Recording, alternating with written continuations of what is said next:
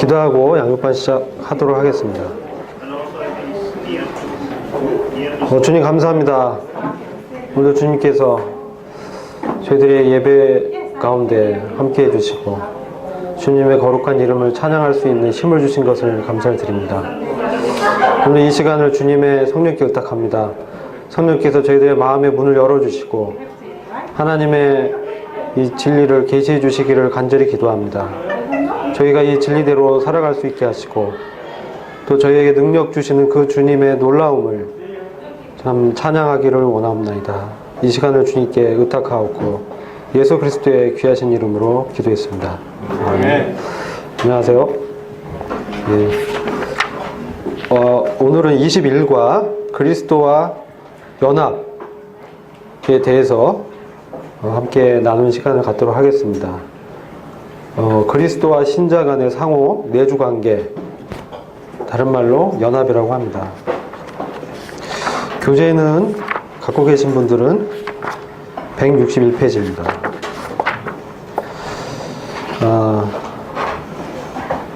제가 이제 교재 171페이지에 있는 그림을 하나 그려보도록 하겠습니다.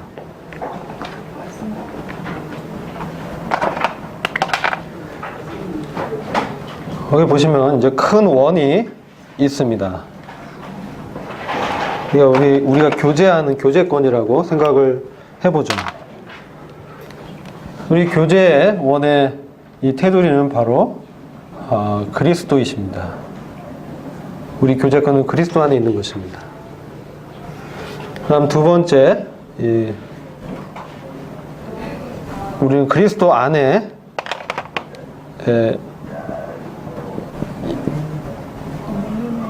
있고 그리스도 안에 있는 이 신자가 있고요. 그리스도 안에 있는 신자가 있는데 그 신자 안에 또 그리스도께서 존재하시는 겁니다. 그림이 좀 이 연합을 좀 표현하려고 그림을 그려봤는데 이렇게밖에 좀 표현을 할 수 없어서 사실 이거보다 훨씬 더 깊은 영적 의미가 있는데, 그래서 우리 교제권을 주님 안에 있는데 주님 안에 우리가 들어와 있습니다. 근데 들어와 있는 우리 안에 또 그리스도께서 거하시는 것입니다. 그래서 서로 이거를 상호 내주라고 합니다. 상호 내주하는 관계에 있습니다.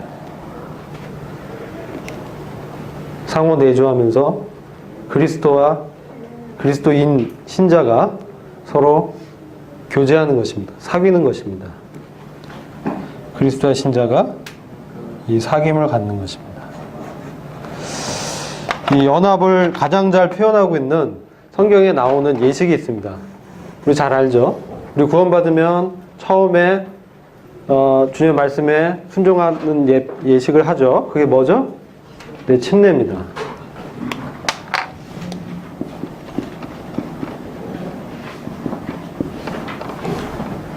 침례는 그 원어로 뵙티조라고 합니다. 뵙티조, 밥티조금 뵙티조. 영어가 이제 받자면서 뵙티즘 이렇게 됩니다. 뵙티즘.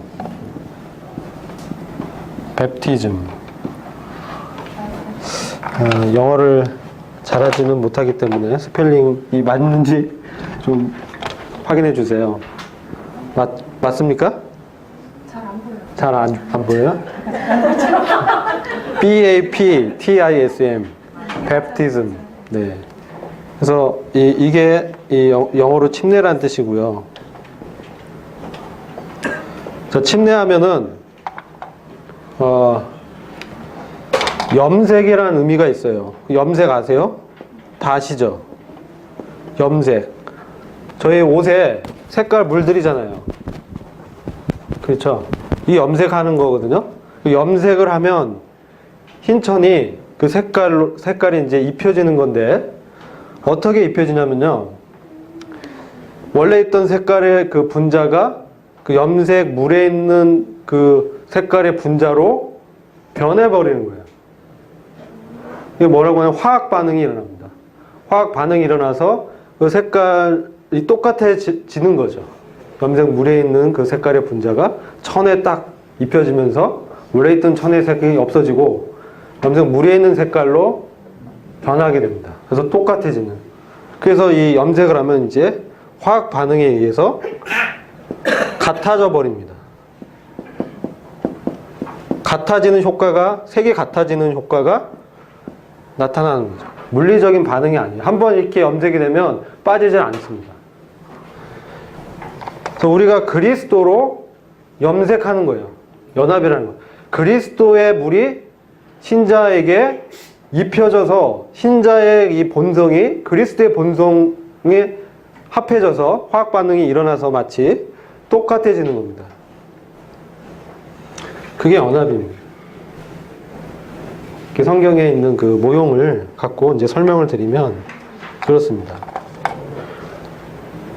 그리고 여기에 나타나는 역사하는 것이 바로 성령께서 이 역사를 합니다.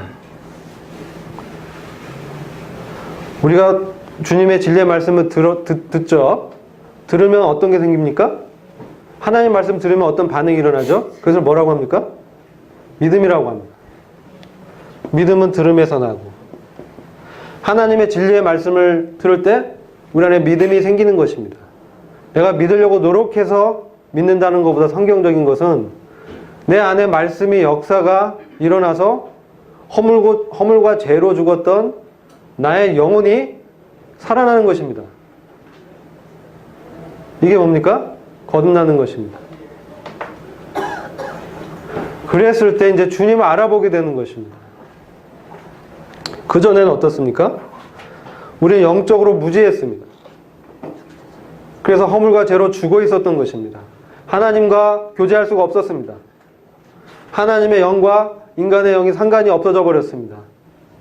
아담이 자기가 주인 돼서 삶으로 인해서 하나님의 주권이 훼손됐습니다. 하나님의 주권은 영광입니다. 하나님의 영광은 하나님의 주권이 나타나는 것입니다. 하나님의 임재가 있는 곳에 아무도 범접할 수 없는 것입니다. 그 거룩을 훼손한 자는 다 죽는 것입니다. 이건 구약의 모형을 통해서 우리 잘 알고 있죠. 그래서 믿음을 시작한 분이 누굽니까? 히브리서 12장 1절에 믿음의 주요 온전케 하시는 이인 예수를 바라보라고 말씀합니다. 믿음의 주라는 것은 시작했다는 것입니다. 믿음이라는 걸 시작한 분이 누구냐? 예수님이라는 거예요. 그리고 믿음을 온전하게 완성하신 분이 누굽니까? 예수님이라는 거예요. 그 믿음은 뭡니까? 예수님을 주로 고백하고 사는 것입니다. 예수님께서 내 안에서 그냥 사는 것이 아니라 내 인격의 중심에 주인으로 사는 것입니다. 이게 거하다라는 표현입니다. 거하다. 믿음으로 그리스도께서 우리 마음 가운데 우리의 인격의 중심에 거하게 하옵시고 라고 사도 바울이 에베소서 말씀에서 말씀하고 있는 것입니다. 그래서 에베소서 3장 17절에 그 말씀이 있고요. 골로새서 1장 27절에 한 가지 놀라운 비밀이 있습니다. 그것은 신비입니다. 무엇입니까? 그 신비는 그 이전에는 전혀 알 수가 없었는데 이제서 나타났습니다. 그것이 무엇입니까? 너희 안에 계신 그리스도입니다. 이게 신비입니다. 이게 비밀입니다. 비밀은 미스테리입니다. 미스테리온이라는 원어에서 왔습니다. 미스테리온. 제가 구강구조가 특별해서 발음이 잘 안 되는데 이해해 주십시오. 미스테리온입니다. 그래서 미스테리 이렇게 얘기하지 않습니까? 이게 비밀입니다. 이게 무엇이냐면 이 비밀은 그냥 알려지는 그런 지식이 아닙니다. 이 미스테리는 누군가가 알려준 것입니다. 내가 발견한 게 아니라 누군가가 알려준 비밀이 미스테리입니다. 누군가 알려주지 않으면 절대로 알 수 없는 시크릿. 그게 바로 신비라고 하는 거예요. 그 누군가가 누굽니까? 그리스도 안에서 그리스도와 사귐 가운데 들어온 자들에게 눈을 열어서 보여줍니다. 무엇을 보여줍니까? 그리스도를 보여줍니다. 너희 안에 계신 그리스도가 바로 그런 겁니다. 우리 회중 가운데 계신 그리스도, 여러분, 우리 안에 그리스도가 계십니다. 이 회중 안에 저희의 교제 가운데 그리스도께서 임재해 계십니다. 그분의 영의 임재가 있습니다. 그리스도는 지금 어디 계십니까? 대제사장으로. 그분의 육신은, 그분의 몸은 어디 있습니까? 하늘에 있습니다. 하늘의 대제사장으로 아버지 앞에서, 아버지 보좌 앞에서 우리를 위해서 무엇을 하십니까? 대변하십니다. 중보하십니다. 무엇을 대변합니까? 우리의 연약함을 대변하시는 거예요. 몸소 다 체험해 보셨기 때문에. 이생의 자랑, 안목의 정욕, 육체의 정욕을 다 경험하셨습니다. 하나님의 아들이심을, 시험을 이기심으로 입증하시고 부활하심으로 증거하셨습니다. 그 주님께서 자신의 인격을 하나님의 영인 성령을 통해서 우리 안에서 보여주시는 거예요. 그게 그리스도의 비밀입니다. 그 전에는 절대 알 수 없었어요. 그 전에 성령께서 신자 안에 내주하시기 전에는, 그래서 인치시기 자기 거로 소유로 삼는 인침하기 전에는 비밀이었던 것입니다. 어떻게 하나님께서 죄인의 마음 가운데 임할 수가 있습니까? 불가능하죠. 그래서 옛날에는 어떻습니까? 구약시대는 하나님께서 죄인의 위에 임재하셨습니다. 그래서 이 죄인이 하나님의 선택한 목적에 따라서 행할 때 그 하나님의 사역을 하시기 위해서 특별하게 잠시 동안 임하십니다.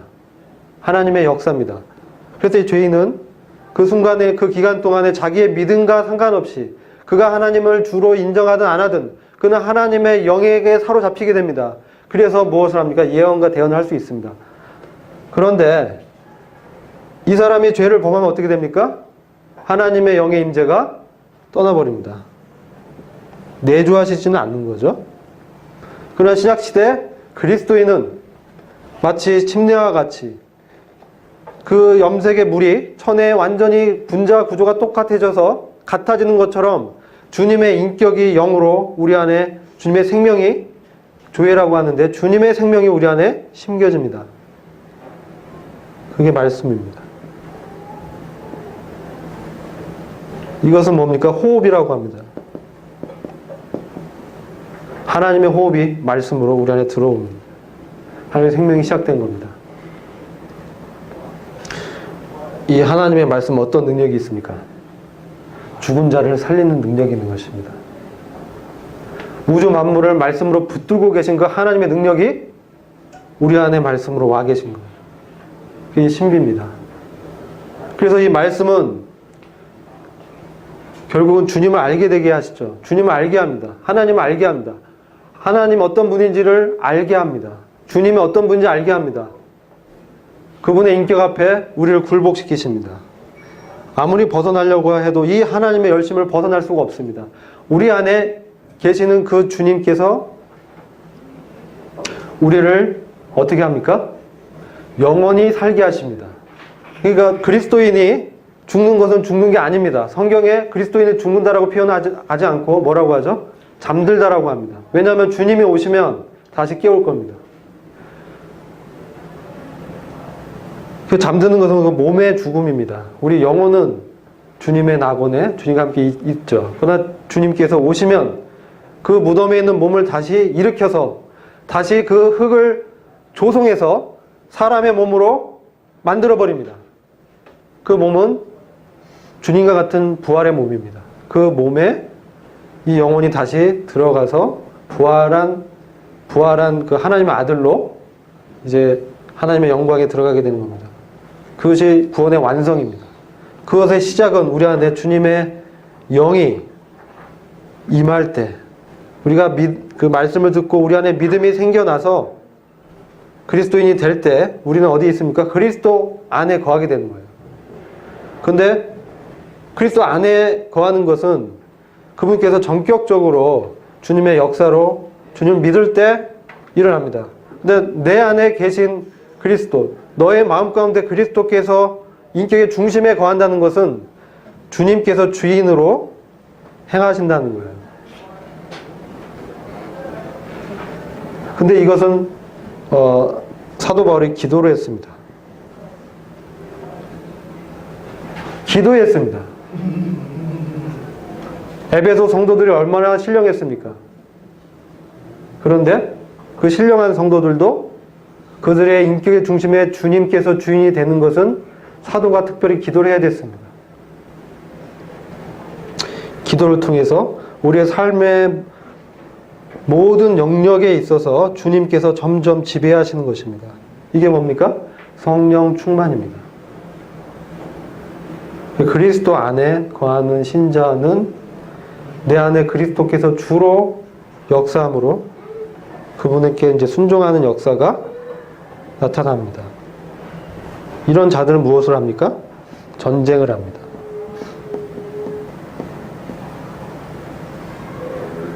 영적 전쟁을 수행하게 됩니다. 그래서 영적 전쟁은 어디서 일어납니까?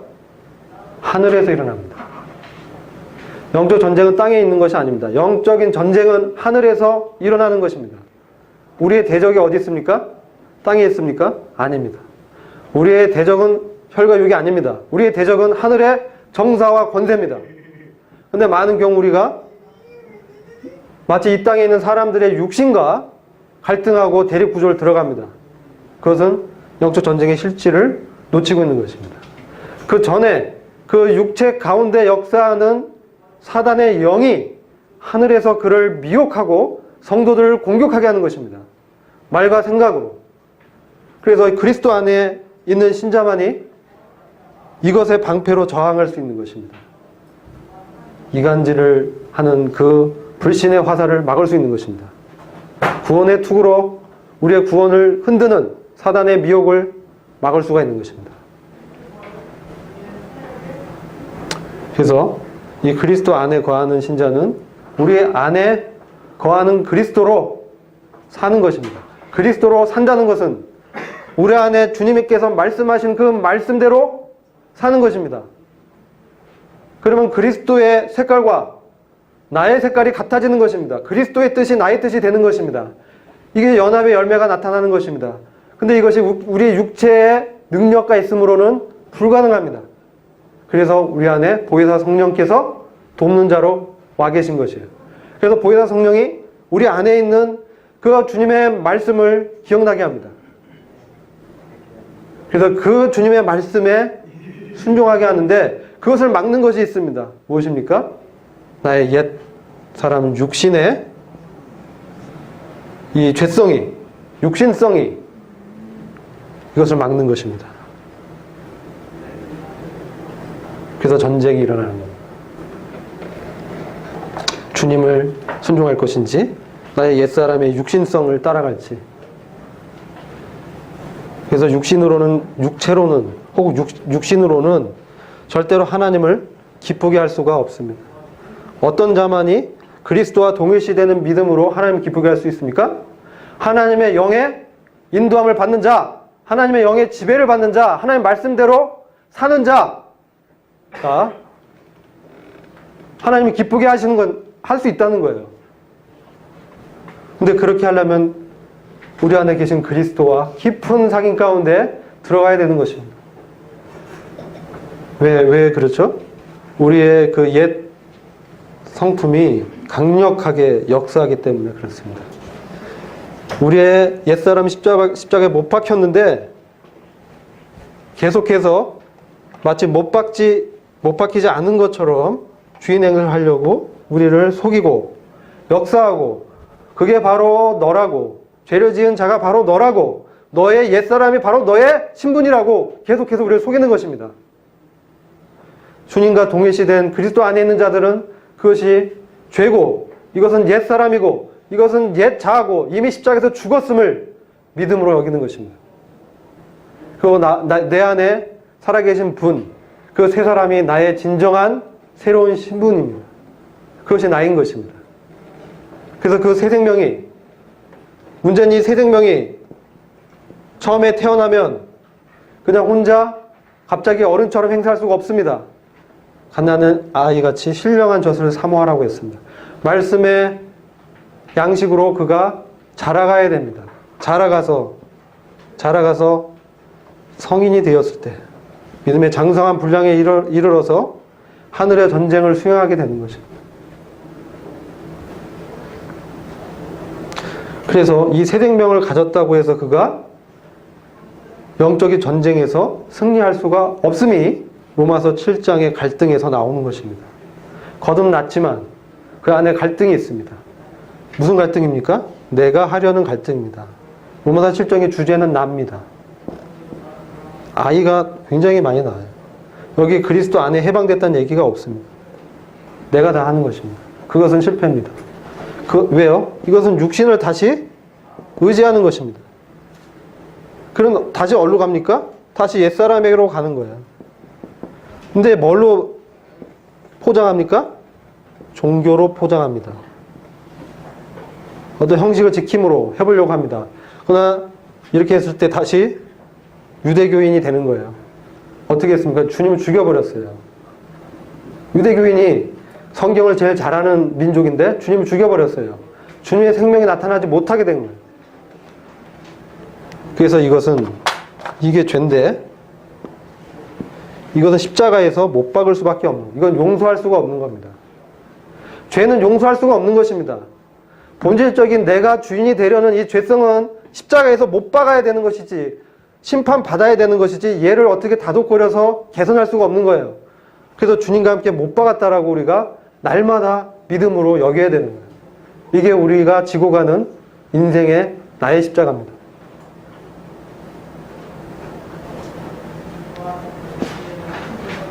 이런 삶이 가능하게 되는 것은 바로 우리 안에 계신 그리스도께서 성령으로 거하시면서 말씀을 매번 공급하십니다. 말씀으로 살아가는 것입니다. 어떻게 말씀으로 살아갈 수 있습니까? 신명기 8장에 광야 가운데 하늘에서 내린 만나가 있었습니다. 만나를 주신 목적을 주님이 뭐라고 하셨습니까? 이것은 너희를 시험하는 것인데 무엇을 시험합니까? 사람이 떡으로만 살 것이 아니라 하나님의 입에서 나오는 모든 말씀으로 사는 것이다 라는 것을 알게 하려고 하는 것이다. 주님이 그렇게 살았다는 것입니다. 주님께서 그렇게 살았다는 거예요. 주님께서 스스로 몸소 하나님의 말씀을 받아서 살았다는 거예요. 우리도 마찬가지입니다. 우리도 주님을 닮다는 것은 우리의 영적 전쟁의 실체가 사람에 있는 육신의 모습이 아닙니다. 우리가 갈등하고 싸울 필요가 전혀 없습니다. 그런 순간 싸움에서 지는 거예요. 거기에는 이미 우리가 죽었음을 선포해야 되는 거예요. 하나님이 죽은 자다. 먼저는 뭐가 옵니까? 굉장히 화가 납니다. 내 뜻과 다른 것이 일어날 때 내 육신이 발동하죠. 내 강함이 나타납니다. 그대로 행하면 실패하는 거예요. 그리고 내가 잘할 수 있다라고 생각하는 순간 자신이 가장 잘하는 영역에서 넘어지게 됩니다. 그래서 그게 바로 너라는 사단의 정죄를 받게 되는 거예요. 그게 영적 침체로 빠지게 됩니다. 그래서 그리스도와 연합된 이 놀라운 우리의 정체성이, 그리스도와 동일시되는 이 정체성, 우리의 신분이 그리스도 안에 있다는 것, 우리는 하늘의 가나안의 영역에 이미 있는 것입니다. 우리 이미 하늘에 있는 자들입니다. 우리는 하늘에 속한 자입니다. 근데 어떻게 땅에 속한 자처럼 싸울 수가 있습니까? 그건 우리 안에 육신을 드러내려는 광야 같은 이 세상에서 주님이 우리의 육신을 다 죽이는 것입니다. 드러날 때마다 이미 십자가에 못 박았다고, 내 안에 사신 것은 그리스도라고, 말씀대로 이제 사는 것이라고. 그래서 주님으로 산다는 것은 주님의 말씀대로 사는 것이고 주님의 영의 인도함에 내가 순종하는 것입니다. 그렇게 지배를 받으려면 내 자신에게는 아무런 가능성이 없다는 것을 실제적으로 경험하고 인식해야 됩니다. 내 안에 정말 내가 전에 내가 죄인인 거 알았는데 살면서 뭘 자꾸 느낍니까? 내가 죄인 중에 괴수라는 건 정말 더 느끼는 거예요. 내 안에 주님의 말씀이 있으니까 계속 그 진리로 나를 비춰보니 진리의 거울은 나를 뭐라고 말합니까? 하나님의 은혜 없이 넌 살 수가 없는 것이고 지금 너가 그 자리에 있는 것이 하나님의 은혜다 라는 것입니다.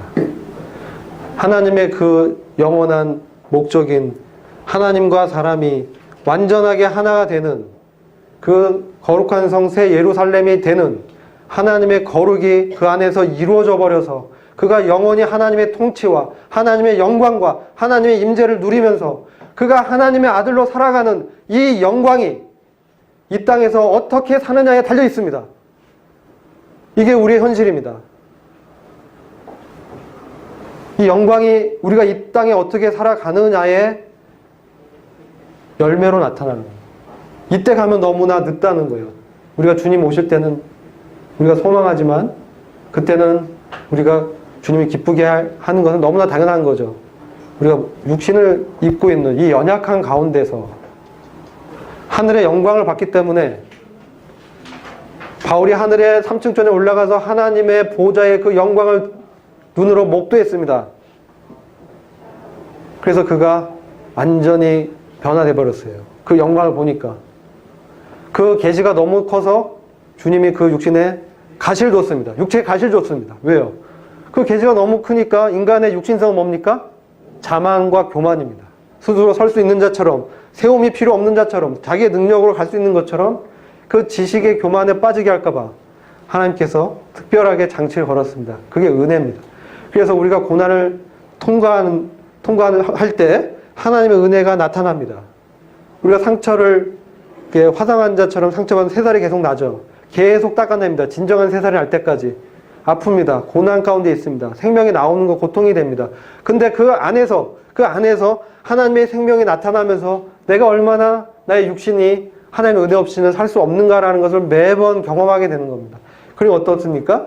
그런 자들이 자꾸 그런 가운데 들어가 되면 기도 없이는 살 수 없는 것입니다. 하나님과 교제 없이는 내가 살 수 없는 자라는 것을 너무나 자신의 경험과 말씀으로 깨달았기 때문에 이제 이것은 누가 흔들 수 없는 진리로 그 사람의 교리가 돼버린 것입니다. 그 사람의 인생의 가치관으로 바뀐 것입니다. 이 머리에 있는 것이 아니라 그 사람의 삶에서 그것이 완전히 몸에 익는 것입니다. 그래서 더 이상 그는 기도함이 없이는, 하나님의 말씀이 없이는, 하나님의 영의 임재가 없이는 그가 그리스도와 동일시 될 수가 없다는 것을 철저하게 깨닫게 됩니다.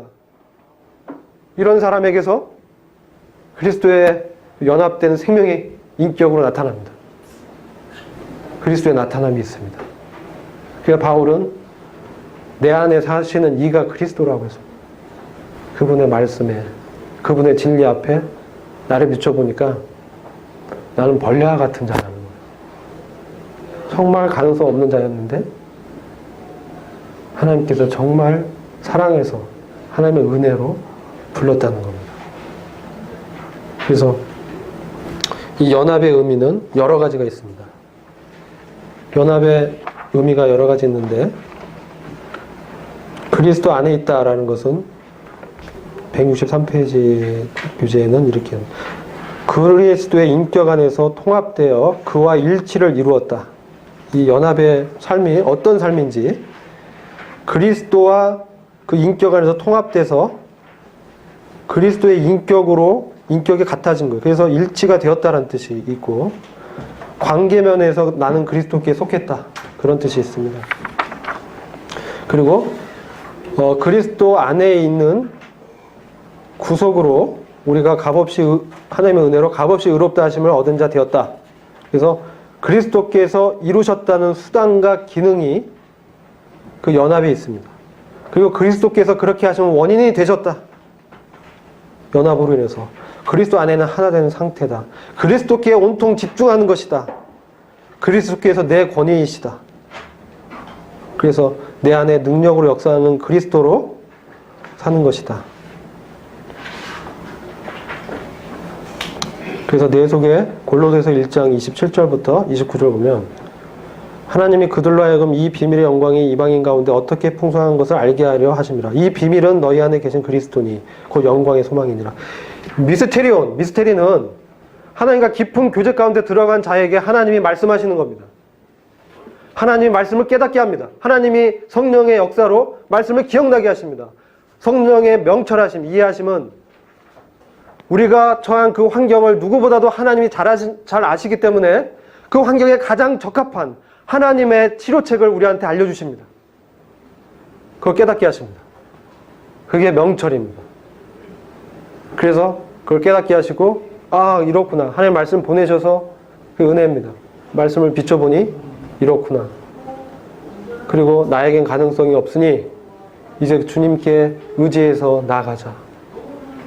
그래서 한 걸음, 요단의 강이 왜 갈라졌습니까? 그에 앞선 그 언약궤가 있었고, 언약궤를 진 제사장이 요단강의 물을 밟았을 때 갈라졌습니다. 그래서 우리가 이러한 그 하나님의 역사를 잘 이해하고 우리 안에 역사하시는 그 주님을 인식하면서 매 순간 주님께 내려놓고 주님께 의지하고 기도하고, 기도는 우리의 강력한 무기입니다. 하늘의 역사가 이 땅의 내 삶 가운데 나타나는 통로입니다. 믿음으로 기도할 때 하나님께서 어떤 역사가 나타납니까? 우리가 복을 구합니다. 왜 구합니까? 나에게 일어난 어려움과 상황을 해결해달라고 구합니다. 왜 구합니까? 하나님의 영광을 위해서 구합니다. 목적이 분명해야 됩니다. 하나님의 영광을 위해서 이 일이 해결돼야 됩니다. 하나님의 사람으로 살기 위해서 내 지금 상황이 해결돼야 됩니다. 주님이 역사하셔야 됩니다. 주님이 이 강박한 사람들의 마음을 변화시키시고 역사하셔서 주님의 승리가 나타나게 해달라고 기도할 때 어떻습니까? 하늘의 영적 전쟁에서 주님의 승리가 선포되니까 사단 마귀가 진 것입니다. 그러면 이 현실은 어떻습니까? 변화가 생기게 되는 거예요. 내가 변하든 상대방이 변하든 한쪽이 변합니다. 둘 다 변할 수도 있겠죠. 내가 그런 어려움 가운데서 전혀 어려움을 안 느끼게 됩니다.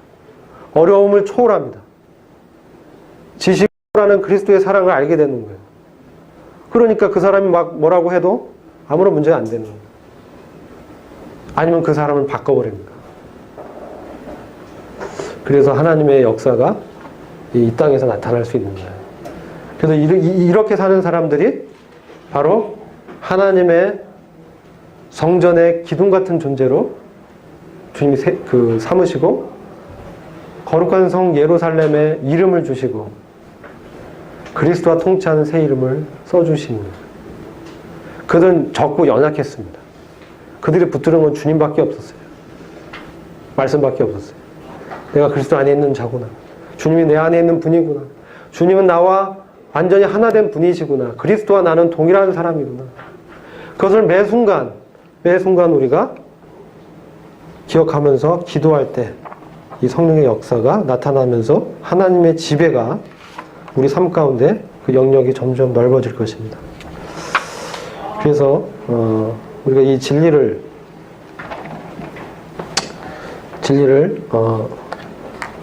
경험한 사람의 간증을 잠깐 읽고 마치고자 합니다. 교재 169페이지인데 그리스도의 심판대에서 고린도전서 1장 8절 9절 읽고 간증을 읽고 소개하고 마치고자 합니다. 고린도전서 1장 8절 9절 주께서 너희를 우리 주 예수 그리스도의 날에 책망할 것이 없는 자로 끝까지 경고케 하시리라. 고린도 교회는 문제가 너무 많았는데 근데 주님이 그리스도의 그날에는 책망할 것이 없는 자로 끝까지 경고케 하시겠다 라고 바울이 지금 말씀하고 있는 거예요. 너희를 불러 그 아들 예수 그리스도 우리 주로 더불어 교제케 하신 하나님 미쁘시도다. 우리가 그런 책망할 것이 없는 자로 경고케 해지는 것의 근거는 우리 안에 계신 주님과 더불어 뭐로 합니까? 교제하기 때문에, 사귀기 때문에. 그리스도의 심판대에서 성도가 모두 서게 된다는 것은 상을 주시겠다는 주님의 뜻이 담겨 있습니다. 일상의 삶을 돌아보건대 우리의 생각과 행위가 그리스도로 인하지 않고 육신으로 행한 때가 얼마나 많았던지요. 그날이 책망과 부끄러움만 생각되지 않는 것이 하나님의 말씀은 주님 자신이 성도 개개인을 끝까지 책임져 주심으로 흔들리지 않게 해주시겠다고 하십니다. 나의 견고해짐이 나의 행위에 근거하지 않음을 배우는 것의 가치가 얼마나 큰지요. 주님 안에서 그분과 깊은 사귐 가운데 자신을 돌아보면 한없이 연약하고 부끄러운 내가 숨어 있지만 오직 그리스도를 바라볼 때 나는 그리스도의 행하신 고귀한 일들에 사로잡히게 되고 그분의 인격에 감동을 받게 됩니다. 나 같은 자를 오래 참으시고 인내로 받으시며 나의 죄가 그분을 죽게 하였지만 아니 내가 그분을 찔렀지만 나를 용서해달라고 아버지께 간구하시는 주님을 생각할 때 그 앞에 엎드리게 됩니다. 내 자신의 뜻은 주님을 제쳐두었고 내 생각은 주님을 종으로만 여겼습니다. 그러나 은혜가 풍성하신 주님은 여전히 당신의 사랑을 보여주심으로 내가 주님과 함께 십자가에 못 박혔음을 계속 말씀해 주십니다. 바울이 날마다 죽노라 했던 것처럼 주님과 함께 내가 죽었다는 것은 날마다 믿어야 합니다. 그리스도 안으로 날마다 들어가야 합니다. 이것은 육신이 계속 죄의 몸에 남아있고 우리가 아직 이 세상에 살고 있기에 날마다 진리를 묵상함으로 육신과 세상의 도모에 대해서 그분을 기억함으로 그분의 죽으심이 내 육신과 세상의 죄 때문이었음을 상기해야 합니다. 음식을 매일 취하는 것처럼 나는 이러한 주님의 완전하신 십자가의 사역을 기억하고 나 또한 그때 주님과 함께 죽었다고 여겨야 합니다. 이것은 여기라는 명령입니다. 그리고 나의 육신을 자극하는 사탄의 불화살을 막는 방패는 내가 죄와 세상에 대하여 육체의 정욕에 대하여 이미 못 박혔음을 사실로 여기는 것입니다. 날마다 계속해서 이 진리를 취함으로 매일의 영의 양식이 되시는 주님을 기념하는 것이 주님과 깊은 사귐 속으로 들어가는 길임을 이 아침에 다시 묵상합니다. 그렇지 않다면 나는 매일 육신과 세상과 죄에 대한 영적인 전쟁에서 실패할 것이기 때문입니다. 한 가지 위로가 되는 것은 주님은 미쁘시고 신실하신 분이기에 우리가 죄 가운데 있다 할지라도 계속해서 사귐을 갖고자 하신다는 것입니다. 우리가 죄 가운데 있다 할지라도 계속해서 사귐을 갖고자 하신다는 것입니다. 신실하신 주님을 찬양합니다. 우리 형제님들 중에서 기도해 주시고 마치도록 하겠습니다.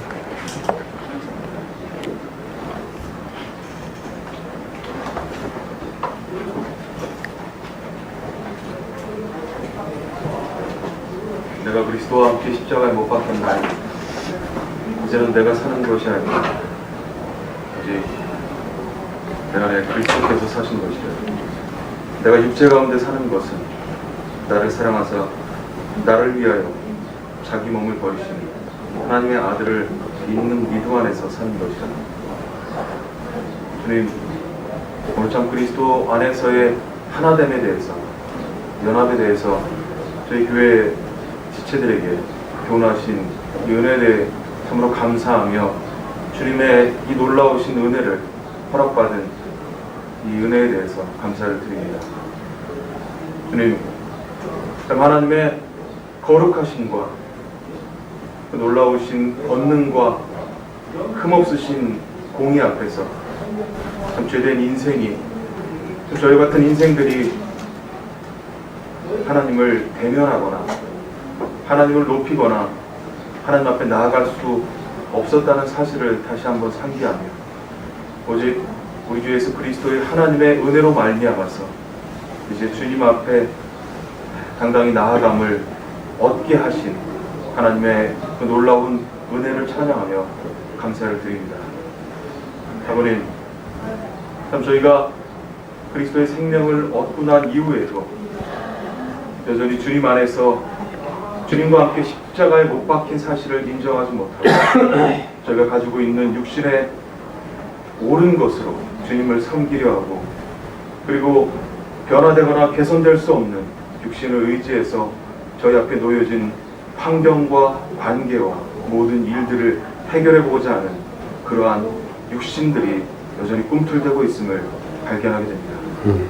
하지만 주님 앞에 참 감사한 것은 그리스도 안에서 그러한 모든 문제 앞에 실패를 통해 주님을 인정할 수밖에 없다는 것을 발견하게 됩니다. 저희가 그리스도와 함께 죽은 것을 인정하고 그리스도와 함께 다시 산 것을 인정하며 그리스도로 말미암아 모든 것을 가능케 하시는 성령을 의지하고 그 말씀 앞에 힘을 얻고 주님의 사람으로서 참 주님 앞에 나타남을 생각해 볼 때 감사를 드립니다.